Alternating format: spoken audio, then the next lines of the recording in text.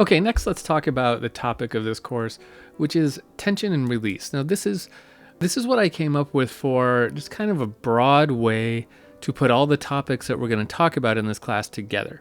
So that doesn't mean that everything we talk about in this course is going to be about making tension. Tension implies a certain kind of music, right? That's not exactly true. Tension and release is one of the most fundamental compositional techniques we have. So what that means is we want to make something that gives a feeling of absence. What that really has to do is the kind of polarity of music. We're in a certain kind of music, but you get the point. It's this note that just kind of goes in there and it changes the whole feel of it. It can get sinister depending on what note you use. We use the dominant, so it kind of has an uncomfortableness to it. Now I've got that G just pulsing on the offbeat. I'm going to put that through this whole bloody thing. Don't worry, I won't make you listen to this whole long thing again. I just want to get the sense of it.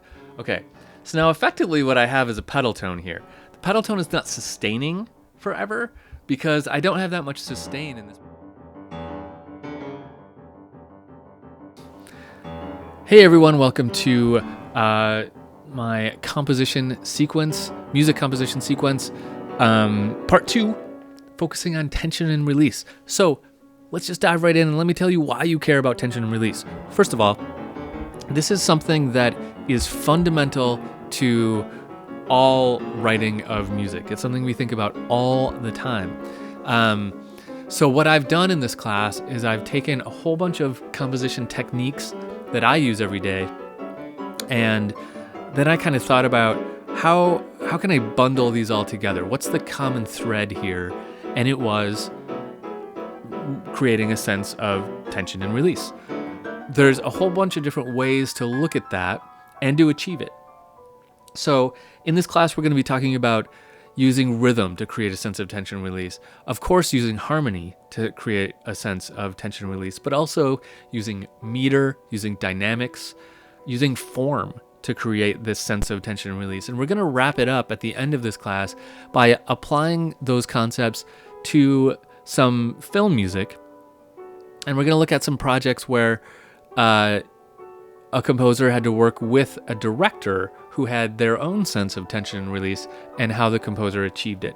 So it's a really fun class. I'm really proud of it. I think I use the umbrella of tension and release to introduce a whole bunch of composition techniques, styles, processes, and just ways that I do things. I'm going to show you a bunch of different projects in this class, a bunch of different pieces of music, some of them mine, some of them other people's.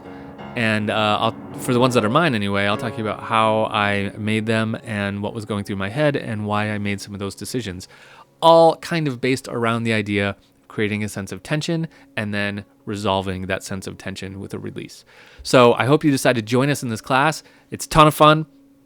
We can do a lot of really cool things, and it's going to help you be a better composer. If you're interested in writing music, this is how you do it. So please jump in, and we will see you in the first lecture.